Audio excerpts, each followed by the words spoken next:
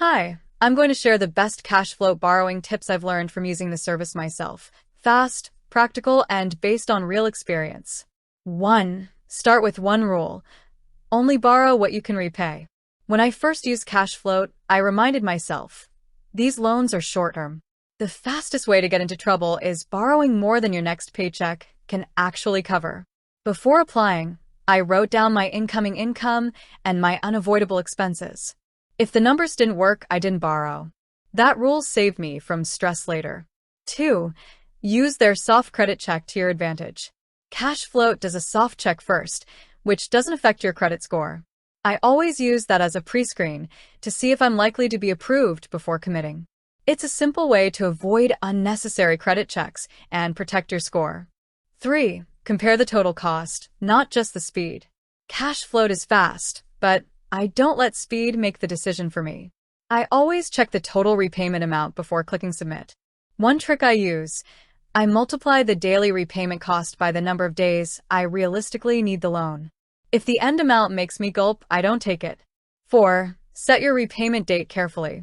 The first time I borrowed, I set the repayment date too close to my monthly bills.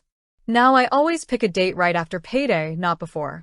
It gives me breathing room and keeps me from dipping back into credit to cover the repayment. 5. Pay off early if you can. One thing many people don't realize, Cashfloat allows early repayments, and it can reduce how much interest you pay. When I have extra cash, even £20, I put it toward the loan. It shortens the loan and cuts the cost. Small early payments make a big difference. 6. Don't treat it as a routine solution. This is a personal rule I learned the hard way. Cashfloat is for emergencies, not habits. I used it once for an unexpected car repair, fine. The moment I used it a second time for something that wasn't urgent, I felt the pressure.